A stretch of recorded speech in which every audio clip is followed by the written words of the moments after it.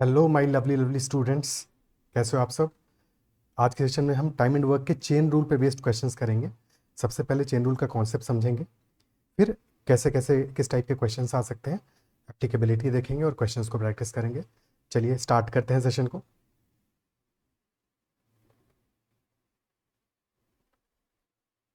तो एक second, pen का कलम कहाँ गई भाई। ओके, सो चेन रूल की जैसे ही हम बात करते हैं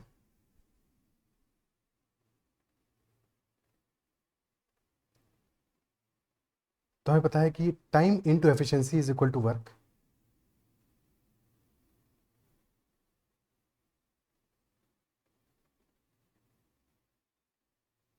यानी कि वर्क हमारा टाइम के प्रोपोर्शनल है और वर्क हमारा एफिशिएंसी के प्रोपोर्शनल है, समानुपाती है। अब चेन रूल बेस्ड क्वेश्चंस में क्या होता है कि हमें इंफॉर्मेशन गिवन होती है कि एक्स आदमी या इतने आदमी इतने दिनों में एक काम को करते हैं या इतने दिनों में इतने घंटे रोज काम करके काम को करते हैं। तो बेसिकली क्या है, वहाँ पे अगर हमें नंबर ऑफ मैन दिया है, ठीक है, कि ए मैन है, बी डेज वर्क करते हैं और डेली सी आवर्स वर्क करते हैं, तो यानी कि टोटल वर्क वो कितना कर रहे हैं। ये जो आदमी है इनकी एफिशिएंसी कुछ होगी, 1 यूनिट मान लेते हैं, तो ए मैन है, ठीक है, तो एफिशिएंसी कितनी हो जाएगी, एफिशिएंसी तो हो जाएगी ए यूनिट्स सबकी मिला के। और टाइम कितना लगेगा, अगर बी डेज काम कर रहे हैं और रोज सी आवर्स काम कर रहे हैं तो टाइम हो जाएगा बी इंटू सी। तो वर्क हमारा बराबर हो जाएगा A into B into C, यानी efficiency into time. Isn't it so? या इन जनरल अगर हम कहें तो नंबर ऑफ मैन अगर एम है हमारा, नंबर ऑफ डेज अगर डी है और नंबर ऑफ आवर्स अगर एच है, तो वर्क हमारा हो जाएगा M into D into H के। क्या ये बात समझ में आती है? ठीक है। अब जो भी हमारे चेन रूल पे बेस्ड क्वेश्चंस होंगे, वहां पे हमें एक केस में ये तीनों इन्फॉर्मेशन गिवन होगी और एक केस में कोई एक इन्फॉर्मेशन मिसिंग होगी जो हमें निकालनी होगी। ठीक है, तो चेन का कोई एक लिंक मिसिंग होगा जो हमें निकालना होगा। दो केसेस बन सकते हैं क्वेश्चंस के। एक केस तो ये होता है जहां पे कि हमें दोनों बार जो बातें कही गई हैं, जो वर्क किया है वो वर्क सेम है। अगर वो वर्क सेम हुआ तो हमें फिर फॉर्मूला अप्लाई करना है कि वर्क हमारा क्या होगा। पहले वाले केस में अगर M1 D1 और H1, M1 लोगों ने काम किया है, D1 दिन काम किया है और H1 आवर्स काम किया है, और दूसरे वाले केस में M2 लोग होंगे, D2 दिन काम किया होगा और H2 आवर्स काम किया होगा, तो ये दोनों ऑब्वियसली अगर वर्क सेम है तो बराबर होंगे। हमें इस फॉर्मूले का अप्लाई करके कोई एक इन्फॉर्मेशन जो कि मिसिंग होगी वो निकालनी होगी। कोई क्वेश्चन ऐसा हो सकता है जहाँ पे कि आवर्स ना हो, तो स्ट्रेट अवे हमें M1 into D1 is equal to M2 into D2 करना होगा। पहला केस तो हमारा ये बनता है क्वेश्चंस का। सेकंड केस तब बनता है जबकि वर्क डिफरेंट हो।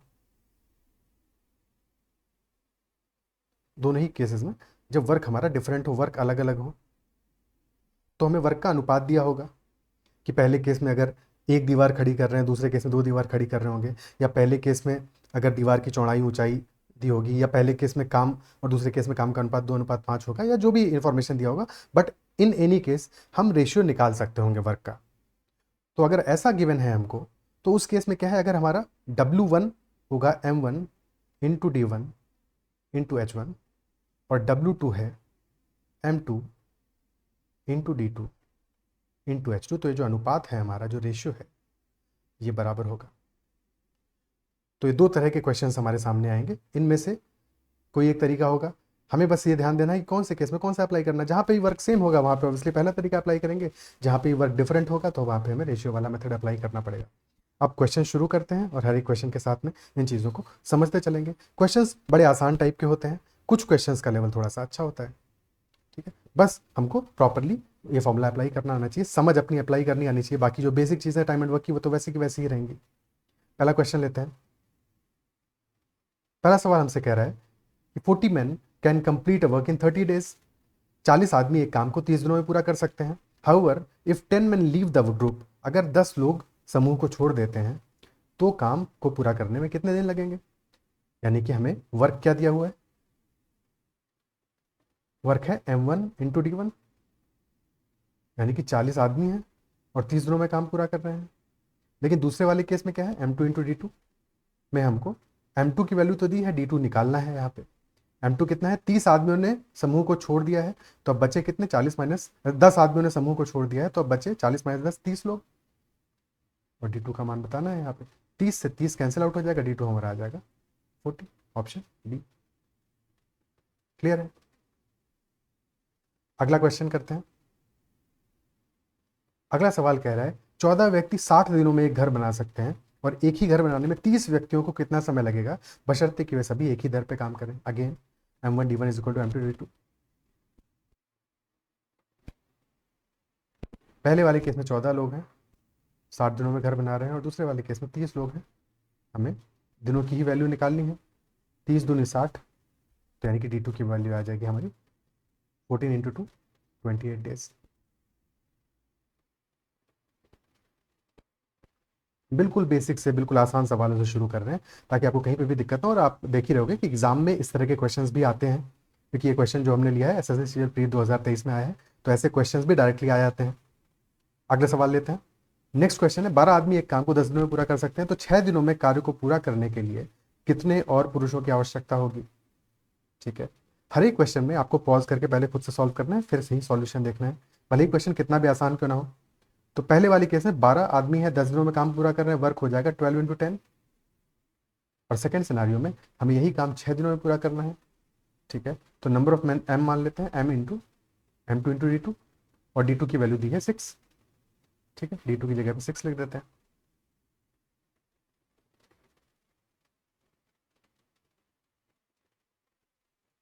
छः दूनी 12, यानी कि M की वैल्यू आ गई हमारी 20 मैन रिक्वायर्ड है सेकंड के केस में। लेकिन क्वेश्चन हमसे क्या ये पूछ रहा है, क्वेश्चन ये नहीं पूछ रहा है, क्वेश्चन पूछ रहा है कितने और आदमी चाहिए, कितने आदमी थे। तो ऑलरेडी हमारे पास 12 आदमी तो हैं, 20 आंसर नहीं होगा इसका, 12 आदमी तो हैं, हमें 8 और लोग चाहिए, तो हमारा आंसर +8 होगा।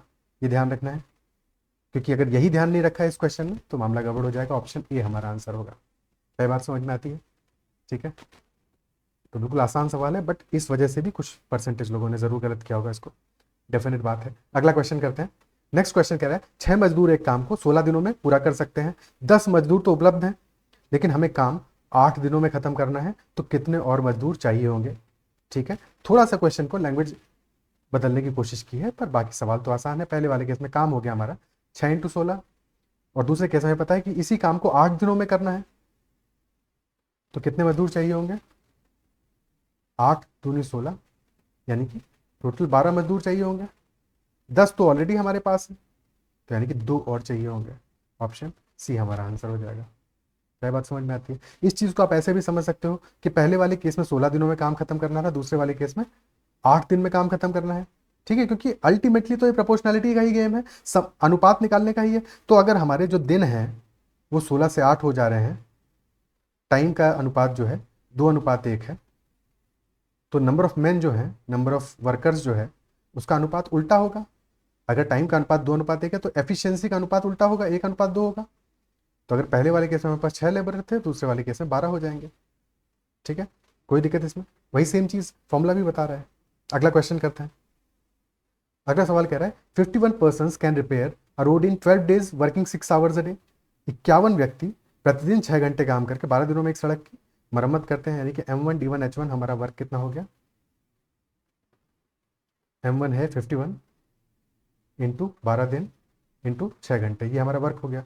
और दूसरे वाले केस में हमें M2 दिया हुआ है, D2 ही निकालना है। M2 है 27, D2 पता नहीं है, H2 पता है 8 है। क्या करेंगे, 3 से काटेंगे, 9 × 27, ये 17 बार जाएगा। ठीक है, ऑब्वियसली आप देख रहे होगे क्योंकि 17 हमारा कहीं से भी कैंसिल आउट नहीं होने वाला है, एक अभाज्य संख्या है, एक प्राइम नंबर है, तो हमारा आंसर तो फिर 17 ही आना चाहिए इन एनी केस। इसके बाद कुछ करने की जरूरत थी नहीं। 9 × 8 = 72 और 12 × 6 = 72, ये कैंसिल आउट हो गया, D2 हमारा 17 ही आएगा। ठीक है, पर अगर थोड़ी सी वैल्यू ज़्यादा कॉम्प्लेक्स होती है और आपको दिख रहा होता कि 17 कहीं से कटने वाला नहीं है, तो फिर सीधे सीधे आप 17 आंसर मार्क कर देते, क्योंकि 17 अगर किसी और वैल्यू से जो कि 17 का मल्टीपल नहीं है तो कैंसिल आउट कैसे होगा, कैसे कटेगा, और इंटीजर में आंसर आ रहा है। ठीक है, अगला क्वेश्चन करते हैं। अगला सवाल कह रहा है 30 आदमी एक काम को 12 दिनों में पूरा कर सकते हैं, 6 दिनों के बाद 24 और आदमी जुड़ गए, अब शेष कार्य को पूरा करने में उन्हें कितने दिन लगेंगे? तो 30 आदमी 12 दिन में पूरा कर सकते हैं। वर्क हमारा हो जाएगा 30 इंटू 12। 6 दिनों के बाद 24 और आदमी उनके साथ जुड़ गए, यानी कि 6 दिनों तक तो 30 ही आदमी रहे। यानी कि दूसरा जो हमारा केस है वहां पे 6 दिनों तक तो 30 ही आदमियों ने काम किया, लेकिन इसके बाद में 24 और आदमी जुड़ गए, यानी कि अब आदमी हमारे हो गए हैं 54। दिन हमें पता लगाना है कितने दिन में होगा, तो मान लिया कि डी दिनों में काम होगा, ठीक है, डी डेज में वर्क होगा। अब सॉल्व कर लेंगे तो 54 इंटू डी आ जाएगा हमारा, इसको इधर लेके जाएंगे तो 30 कॉमन आ जाएगा, 12 माइनस 6, 30 इंटू 6, ठीक है, 6 से काटेंगे 9 बार जाएगा, फिर 10 बार जाएगा, तो यानी कि डी की वैल्यू आ जाएगी हमारी 10/3, 10/3 दिन, 3 सही 1/3 दिन, ऑप्शन बी आंसर आ जाएगा, ठीक है।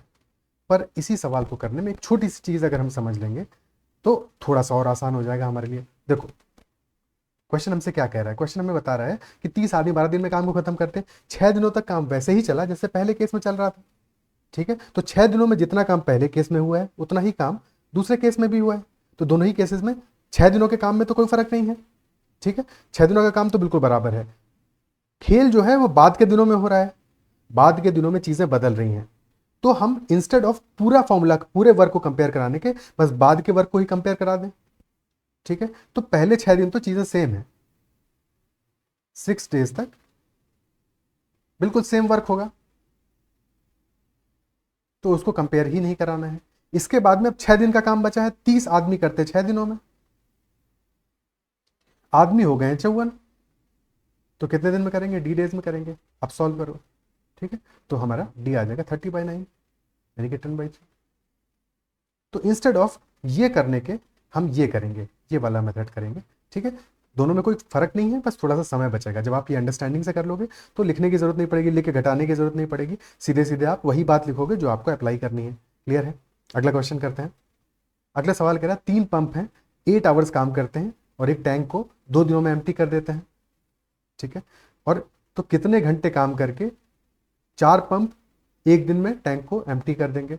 बेसिकली यहाँ पे आदमियों की जगह पंप है, बट बात वही है, लॉजिक वही है, तो चेन रूल ही अप्लाई होगा, ठीक है। पहले केस में वर्क कितना है हमारा? 3 पंप है, 2 दिन काम करते हैं, रोज 8 घंटे काम करते हैं। और दूसरे केस में 4 पंप हैं, एक दिन काम करते हैं, आवर्स हमको निकालने हैं। 4 से काटेंगे 2 बार जाएगा, तो यानी कि नंबर ऑफ आवर्स आ जाएगा 3 इंटू 2 इंटू 2, यानी कि 12 hours. Clear? Option D answer आ जाएगा। अगला क्वेश्चन करते हैं। अगला क्वेश्चन कह रहा है एक निश्चित संख्या में पुरुष एक कार्य को 36 दिनों में पूरा कर सकते हैं। A certain number of men can complete a piece of work in 36 days. If there are 12 men less, यदि 12 आदमी कम होंगे तो कार्य पूरा करने में 4 दिन और लगेंगे। It will take 4 more days for the work to be completed.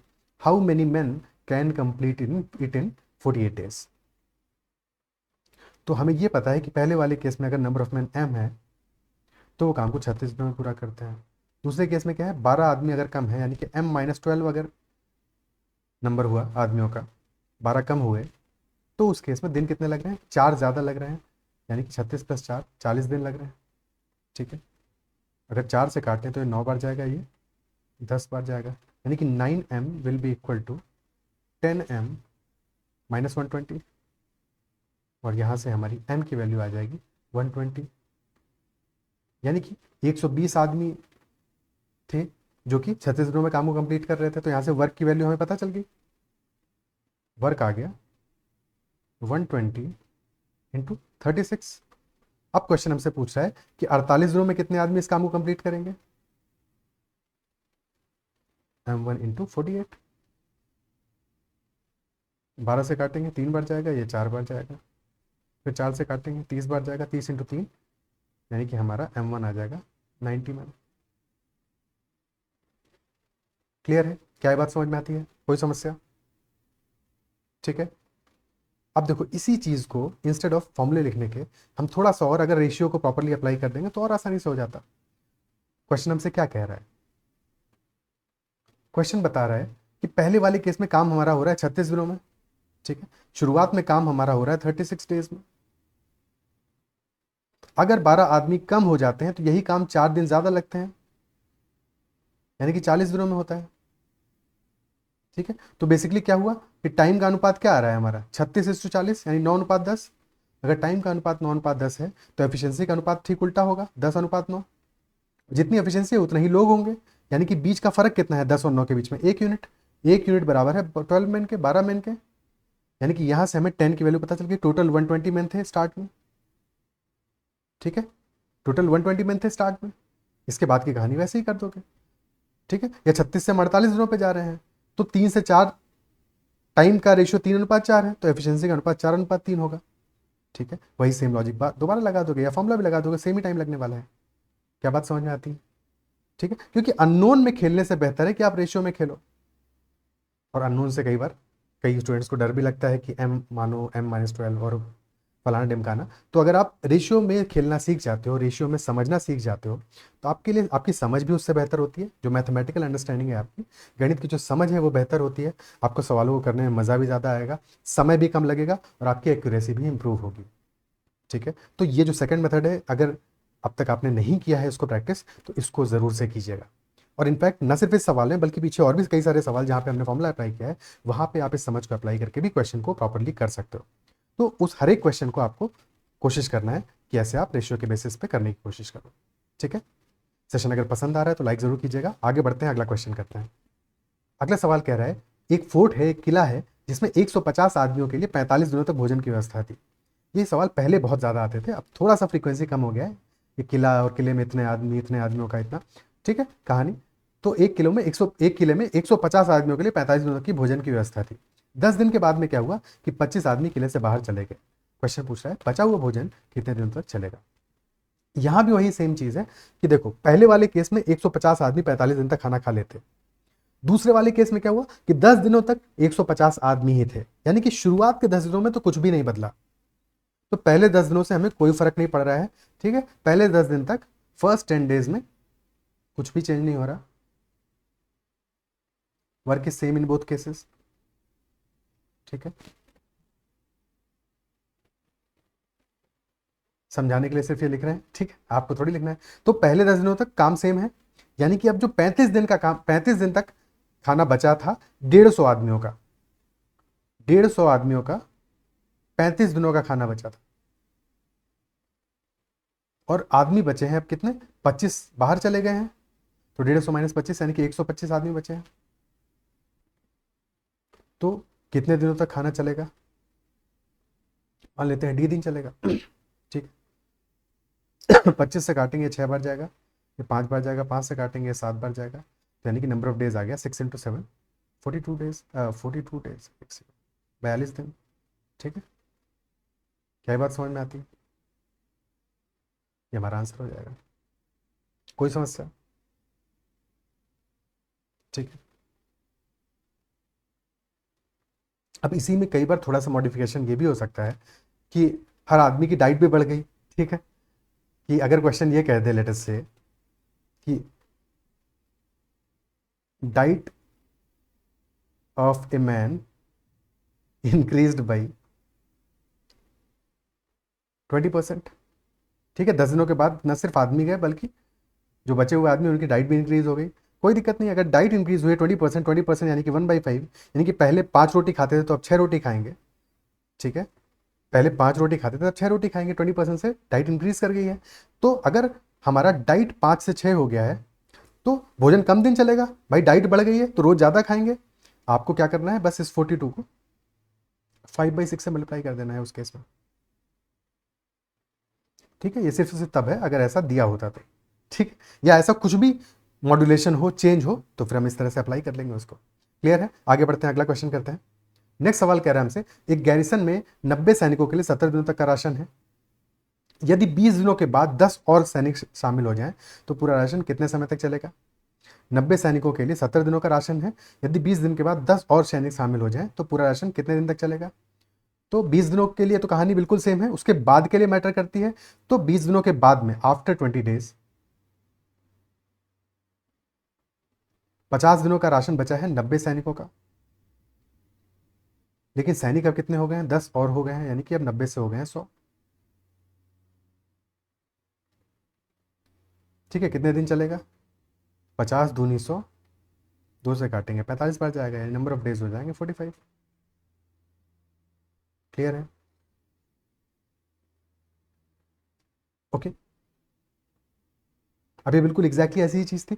पहले शुरू में 70 दिनों का खाना था, 20 दिन तक वैसे ही चला, फिर 50 दिन बचे हैं, लेकिन अब सैनिक हमारे हो गए 90 से 100। ठीक है, यानी कि सैनिक हो गए 9 से 10। अगर सैनिक 9 यूनिट से 10 यूनिट हो गए हैं, तो जो समय है हमारा, टाइम जो हमारा है, ठीक है, टाइम जो है वो 10 से 9 हो जाएगा। 10 की वैल्यू 50 है, यानी 9 की वैल्यू 45 है। ठीक है, ये रेशियो में समझना इसलिए ज़रूरी है क्योंकि आपकी समझ को बेहतर करेगा, और आप कई बार क्वेश्चंस को वर्बली ही कर लोगे, अननेसेसरी इतना लिखने की ज़रूरत नहीं पड़ेगी, इसलिए रेशियो समझना ज़रूरी है। अगला क्वेश्चन करते हैं। अगला सवाल कह रहा है 25 व्यक्ति एक कार्य को 60 दिनों में पूरा कर सकते हैं। उन्होंने काम को शुरू कर दिया। 25 person can complete a work in 60 days, they started the work. X दिनों के बाद में, एक्स की वैल्यू हमें पता नहीं है, लेकिन एक्स दिनों के बाद में 10 व्यक्तियों ने काम को छोड़ दिया। ठीक है, यदि पूरा कार्य 80 दिनों में पूरा हो गया तो एक्स का मान क्या होगा? 10 persons left the work after x days. If the whole work was completed in 80 days, then what is the value of x? ठीक है, पहले वाले केस में पता है वर्क कितना है, वर्क है 25 इंटू 60। काम शुरू किया, ठीक है, x दिनों तक 25 आदमी काम करते रहे। इसके बाद में क्या हुआ, 10 आदमियों ने काम छोड़ दिया, यानी कि अब आदमी कितने बचे हैं?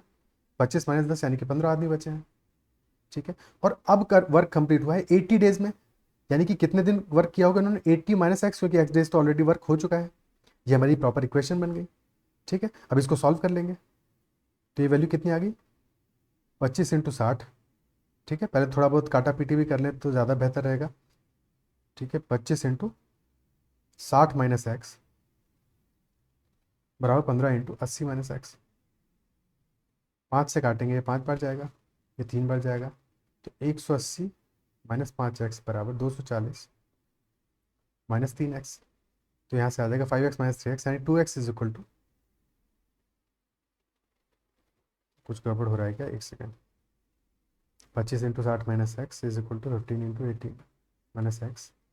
ठीक है, 10 आदमियों ने काम को छोड़ दिया था। हाँ, तो 240 माइनस 3x, 300 था ये वैल्यू। अरे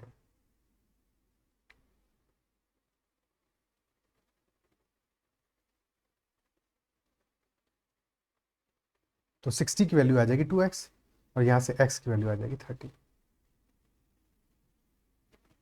ये हमारा आंसर हो जाएगा। क्लियर है? ठीक है, लेकिन हम ऐसे नहीं करेंगे, हम इससे ही बेहतर तरीके से करेंगे इस सवाल को। ये तो मैंने बताया कि इक्वेशन से इसको कैसे करते हैं। ठीक है, हमें पता है कि 25 आदमी 60 दिनों में काम को कंप्लीट करते, एक्स दिन के बाद में 10 आदमियों ने काम को छोड़ दिया। ठीक है, अब देखो एक बात हम यहाँ पे समझते हैं कि पहले 25 आदमी काम कर रहे थे, एक्स दिनों के बाद में क्या हुआ, 25 से आदमी हो गए 15। ठीक है, यानी एफिशिएंसी हमारी घट गई। एफिशिएंसी का अनुपात कितना आ रहा है? पहले 25 थे, अब 15, यानी 5:3। और अगर एफिशिएंसी का अनुपात 5:3 आ रहा है, यानी कि टाइम का अनुपात क्या होगा? टाइम का अनुपात ठीक इसका उल्टा होगा। टाइम 3 से 5 यूनिट हो गया होगा, यानी पहले अगर 3 दिन में काम खत्म होता है तो अब 5 दिनों में काम खत्म होगा। क्या ये बात समझ में आती है? क्या ये बात क्लियर होती है? और हमको पता है कि बीच का जो डिफरेंस है वो कितना है? 2 यूनिट है, और यही 2 यूनिट का फर्क पड़ा होगा 25 से 15 आदमी होने के बाद में। ठीक है, पहले हमारा काम हो रहा था 60 दिनों में, अब काम हो रहा है 80 दिनों में। तो कितने दिन बढ़ गए? 20 डेज बढ़ गए हैं, 20 दिन बढ़ गए हैं, और यही 20 दिन का डिफरेंस 2 यूनिट के बराबर होगा। यही 20 दिन का डिफरेंस 2 यूनिट के बराबर होगा। क्या बात समझ में आती है? ठीक है, तो अगर 2 यूनिट हमारा 20 दिन के बराबर है, यानी कि 3 यूनिट हो जाएगा 30 डेज के बराबर। लेकिन ये 30 हमारा आंसर नहीं है। ठीक है, ये वाला 30 हमारा आंसर नहीं है। टोटल काम 60 डेज में होना था, तो हमारा जो एक्स की वैल्यू है वो कितनी आएगी? 60 माइनस हमें ये वाला 30 करना पड़ेगा। क्लियर है? तब हमारा जो 30 आएगा, ये वाला 30 आंसर होगा।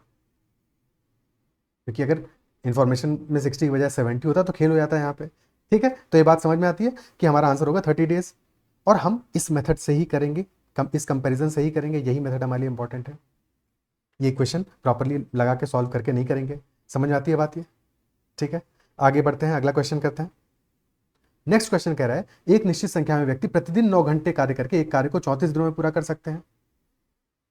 यदि व्यक्तियों की संख्या 40% कम हो जाती है तो शेष व्यक्तियों को 51 दिनों में काम पूरा करने के लिए प्रतिदिन कितने घंटे काम करना पड़ेगा। ठीक है, तो यहाँ पे क्या हुआ, वर्क हमारा क्या है, पहले वाले केस में M1 लोग हैं या M लोग हैं मान लेते हैं, 34 दिन तक काम करते हैं, रोज 9 घंटे काम करते हैं, M1 D1 H1, ये वैल्यू आ गई हमारी वर्क की। दूसरे वाले केस में क्या है, व्यक्तियों की संख्या 40% कम हो जा रही है, 40% कम हो जा रहे हैं, 2/5 कम हो जा रहे हैं, 5 में से 2 कम हो जा रहे हैं, यानी कि 2/5 कम हो रहा है, तो बचा कितना, 3/5 बचा, 3M/5, 60%। ठीक है, और अब करना है वर्क उनको 51 डेज में, लेट अस से रोज H आवर्स काम करना है, M से M तो कट ही जाएगा, 17 से काटेंगे 2 बार जाएगा या 3 बार जाएगा। ठीक है, क्लियर है, 3 से 3 कट जाएगा, और क्या बच गया अब यहाँ पे, कुछ गड़बड़ हो रहा है क्या, M×34 × 9, एक सेकेंड, M×34 × 9, ठीक है, 3M/5 हो गए, 51 दिनों में करना है, प्रतिदिन कितने घंटे काम करना पड़ेगा। 17 से काटा है, 2 बार गया, 3 बार गया, फिर ये क्या, ठीक है, ये 3 कैसे कैंसिल होगा, ये 3 भी तो ऊपर ही आ रहा था। ठीक है,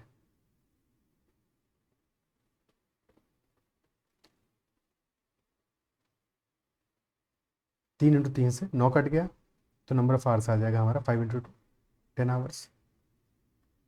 क्लियर है, ओके, कोई दिक्कत। अगला क्वेश्चन करते हैं। अगला सवाल कह रहा है 24 व्यक्ति प्रतिदिन 8 घंटे कार्य करके किसी कार्य की 2 इकाई को 10 दिनों में पूरा कर सकते हैं। तो इस बार क्या है, हमें दिया है वर्क 2 यूनिट वर्क है, दूसरे वाले केस में क्या है, 4 इकाई पूरा करना है, यानी कि 4 यूनिट वर्क पूरा करना है। ठीक है, तो यहाँ पे क्या होगा हमारा, M1 D1 H1 upon M2 D2 H2 is equal to W1 upon W2। पहले वाले केस में क्या है, 24 आदमी हैं, 10 दिन काम करते हैं, रोज 8 घंटे काम करते हैं, और वर्क हो रहा है 2 यूनिट। दूसरे वाले केस में आदमी पता नहीं है, हमको निकालने हैं, डेज हैं 16, वर्क करना है रोज 6 और 4 यूनिट काम करना है। ठीक है, अब काटा पीटी करते हैं, तो 8 दूनी 16, 6 दूनी 12, दूनी 24, 2 से 2 कट गया। ठीक है, तो हमारा M2 की वैल्यू होगी 10 × 4, यानी कि 40 डेज। क्लियर, ओके, आगे बढ़ते हैं, अगला क्वेश्चन करते हैं। नेक्स्ट क्वेश्चन, 12 आदमी प्रतिदिन 6 घंटे काम करके 4 दिनों में 2500 पेज टाइप कर सकते हैं। प्रतिदिन 4 घंटे काम करके 2 दिनों में 1250 पेज टाइप करने के लिए कितने पुरुषों की आवश्यकता होगी। ठीक है, तो यहाँ पे क्या है, बेसिकली हमारा पहले वाले केस में वर्क है 2500 पेजेस, और दूसरे वाले केस में वर्क है 1250 पेजेस। आप कमेंट में आंसर करना है, बिल्कुल पिछले क्वेश्चन जैसा ही है। ठीक है, कमेंट में आंसर करो कि इसका आंसर क्या होगा। ओके, आगे बढ़ते हैं, अगला क्वेश्चन करते हैं। अगला सवाल कह रहा है, if 72 men can build a wall of 280 meter length in 21 days, then how many men are required to build a similar type of wall of length 100 meters in 12 days। 72 आदमी 280 मीटर लंबी दीवार 21 दिनों में बना सकते हैं। ये काम है हमारा, पहले वाले केस में 280 मीटर की दीवार है, दूसरे केस में 100 मीटर लंबी दीवार है। तो 72 आदमी हमारे 21 दिनों में बना रहे हैं 280 मीटर की दीवार। दूसरे केस में बनानी है 100 मीटर की दीवार, 12 दिनों में बनानी है, और कितने आदमी चाहिए ये पता लगाना है। ठीक है, 7 से काटेंगे, 40 बार जाएगा। ओके, 3 चौको 12, 4 से 18, 0 से 0 कटेगा, तो ये M की वैल्यू आ जाएगी 4M आ गया हमारा 180, यानी कि M की वैल्यू आ जाएगी 45 मैन चाहिए होंगे। क्लियर है, ठीक है, आगे बढ़ते हैं, अगला क्वेश्चन करते हैं। अगला सवाल कह रहा है, एक दीवार है, a wall 12 metres long, 9 metres high and 30 centimetre wide is built by 30 men working 9 hours a day in 6 days. So how long a wall 10 meters high and 30 centimeters wide can be built by 45 man working 4 hours a day in 5 days. अब यहाँ पे देखो work हमारा क्या होगा, क्योंकि wall की हमें लंबाई, चौड़ाई और विड्थ तीनों चीज़ें दी हैं, तो वर्क हमारा वॉल्यूम के बराबर होगा। ठीक है, वर्क हमारा वॉल के वॉल्यूम के बराबर होगा, आयतन के बराबर होगा, जितने आयतन की हम दीवार खड़ी कर रहे हैं। और क्योंकि वॉल एक क्यूबॉइड का शेप होता है, घनाभ का शेप होता है, तो लंबाई गुणे चौड़ाई गुणे ऊंचाई, ये हमारा वॉल का आयतन आएगा। ठीक है, तो वर्क जो हमारा है यहाँ पे वॉल्यूम ऑफ वॉल के समानुपाती होगा या बराबर होगा एक तरह से, रेशियो जब निकालेंगे तो। क्लियर है? तो हमारा 30 मैन काम कर रहे हैं, 6 डेज काम कर रहे हैं, 9 आवर्स काम कर रहे हैं, तो कितनी वॉल बना ले रहे हैं वो? 12 मीटर लंबी है, 9 मीटर ऊंची है और 30 सेंटीमीटर वाइड है, यानी कि 0.3 मीटर विड्थ है उसकी। ठीक है, तो पहले वाले केस में वर्क ये हो गया। दूसरे वाले केस में क्या होगा? एक सेकेंड। दूसरे वाले केस में वॉल की हाइट दी है 10 मीटर, विड्थ है 0.3 और लेंथ हमें निकालनी है। और कितने आदमी हैं? आदमी है 45, 5 दिन काम कर रहे हैं और रोज 4 घंटे काम कर रहे हैं। ठीक है, 0.3 से 0.3 कैंसिल आउट हो जाएगा। और क्या क्या कट सकता है? 9 से काटेंगे 5 बार जाएगा, 5 से काटेंगे 6 बार जाएगा, और फिर 6 से 2 से काटा 3 बार जाएगा, नीचे 2 बचा, 3 से काटेंगे यहाँ पे 3 बचेगा, 6 से 2 बचेगा, फिर इस 2 से काटा, 2 इंटू 5 10, तो पूरा 10 कैंसिल आउट हो जाएगा। ठीक है, यानी कि यहाँ से हमें एल की वैल्यू आ जाएगी 6 मीटर्स। ठीक है, लेफ्ट हैंड साइड में सब कुछ कैंसिल आउट हो गया, बस 2 इंटू 3 बचा है राइट हैंड साइड में, तो लेंथ की वैल्यू आ जाएगी 6 मीटर्स। क्लियर है? ठीक है, क्वेश्चन आसान ही था, बस इन्फॉर्मेशन थोड़ी सी ज़्यादा थी और हमें कंपैरिजन समझना था, वर्क कैसे कंपेयर करेंगे। क्लियर है? अगला क्वेश्चन देखते हैं, आगे बढ़ते हैं। कहीं पे भी किसी क्वेश्चन में अगर डाउट हो, कोई चीज़ समझ में नहीं आए, तो आप कमेंट में ज़रूर मेंशन करना कि सर ये बात समझ में नहीं आई, कि एग्जैक्टली ये चीज़ कैसे हुआ या यहाँ पे डाउट रह गया। ठीक है, आगे बढ़ते हैं, अगला क्वेश्चन करते हैं। नेक्स्ट क्वेश्चन कह रहा है एक ठेकेदार एक काम को 40 दिनों में करने का वचन देता है। वो कहता है कि हम 40 दिनों में इस काम को निपटा देंगे। शुरुआत में वो 100 आदमी लगाता है, लेकिन 32 दिनों के बाद 75 और आदमी लगाता है और निर्धारित समय में काम पूरा हो जाता है। तो यदि उसने अतिरिक्त आदमी नहीं लगाए होते तो निर्धारित समय से कितने दिन देरी से काम पूरा होता?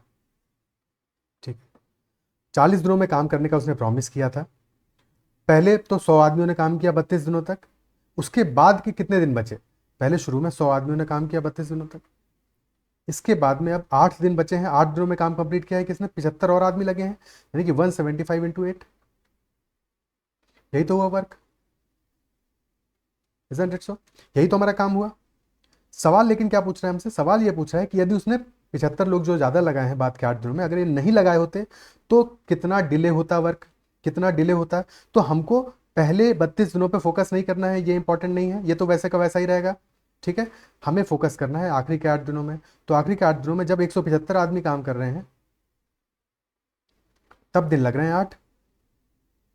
अगर 100 आदमी काम करते तो कितने दिन लगते? तो यानी कि एफिशिएंसी, हमारी एफिशिएंसी का अनुपात या नंबर ऑफ मैन का अनुपात, जितने आदमी वही एफिशिएंसी। तो आदमी हमारे 175 से 100 हो जाएंगे, यानी कि एफिशिएंसी का अनुपात कितना आएगा? 25 से काटोगे 7:4। और अगर एफिशिएंसी का अनुपात 7:4 आ रहा है तो टाइम का अनुपात आएगा ठीक उसका उल्टा, यानी 4:7। और हमें पता है कि पहले वाले केस में 8 दिन लग रहे हैं, यानी कि 4 की वैल्यू 8 दिन के बराबर है, यानी कि 7 की वैल्यू 7 इंटू 2 14 डेज के बराबर होगी। क्या ये बात समझ में आती है? ठीक है, तो जो काम 8 दिनों में 175 लोगों ने किया है, वही काम 14 दिनों में करते 100 लोग। और अगर 14 दिनों में काम करते तो यानी कि 8 दिनों में हमें 6 और दिन एक्स्ट्रा लग रहे हैं। और क्वेश्चन हमसे पूछ रहा है कितने एक्स्ट्रा दिन लग रहे हैं, यानी कि आंसर हमारा ऑप्शन सी 6 होगा। क्लियर है? ठीक है, कहीं कोई समस्या? आगे बढ़ते हैं, अगला क्वेश्चन करते हैं। अगला सवाल कह रहा है 60 आदमी एक काम को 40 दिनों में पूरा कर सकते हैं। वे एक साथ काम करना शुरू करते हैं, लेकिन लेकिन हर 10 दिन के बाद में 5 आदमी काम को छोड़ देते हैं। 60 आदमी 40 दिनों में पूरा कर सकते हैं, एक साथ शुरू भी करते हैं, लेकिन हर 10 दिन के बाद में 5 आदमी काम को छोड़ देते हैं, तो कार्य कितने दिनों में पूरा होगा? सबसे पहले हमें देखना है वर्क है कितना। वर्क है 60 इंटू 40 यानी कि 2400 यूनिट्स। ठीक है, हर 10 दिन के बाद में 5 आदमी काम छोड़ दे रहे हैं, यानी कि पहले 10 दिन क्या हो रहा है, पहले 10 दिन क्या हो रहा है, 1 से 10 दिन तक 60 ही आदमी काम कर रहे हैं। ठीक है, 10 दिनों में कितना करेंगे, 60 इंटू 10, 600 यूनिट्स वर्क करेंगे। फिर 11वें दिन से 20वें दिन तक आदमी हो गए 55। ठीक है, आदमी हो गए 60 - 5 55। 10 दिन तक काम करेंगे, 550 काम करेंगे। फिर 21वें से 30वें दिन तक आदमी हो गए 50। 10 दिन तक काम करेंगे, 500 यूनिट काम करेंगे। फिर 31 से 40वें दिन तक आदमी हो गए 45। 450 काम करेंगे। क्लियर है, कितना वर्क ऑलरेडी हो चुका है हमारा, 600 प्लस 550 प्लस 500 प्लस 450, 600 500 1100, और फिर ये है कितना, 1000, यानी कि 2100 यूनिट्स वर्क हो चुका है।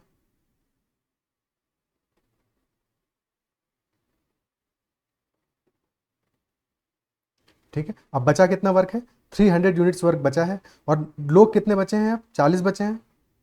तो अगर 10 दिन काम करते तो 40 आदमी 400 यूनिट काम करते, लेकिन काम कितना बचा है, 300 यूनिट्स रिमेनिंग है। ठीक है, तो नंबर ऑफ डेज कितने लगेंगे, टोटल 10 दिनों में 400 करते काम। ठीक है, 300 यूनिट काम करना है, यानी कि 300/400 काम करना है। 300/400 इंटू 10, यानी कि 7.5 डेज और लगेंगे। 40 दिन का काम हो चुका है, 7.5 डेज और लगेंगे, 40 + 7.5 यानी कि 47.5 डेज में टोटल हमारा वर्क कंप्लीट होगा। क्या ये बात समझ में आती है। ठीक है, ओके, कहीं कोई समस्या।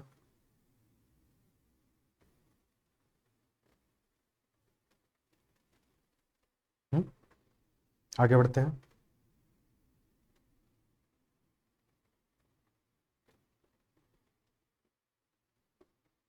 अगला सवाल, अगला क्वेश्चन कह रहा है n+15 each working for 9 hours a day can complete 36% of a work in 8 days।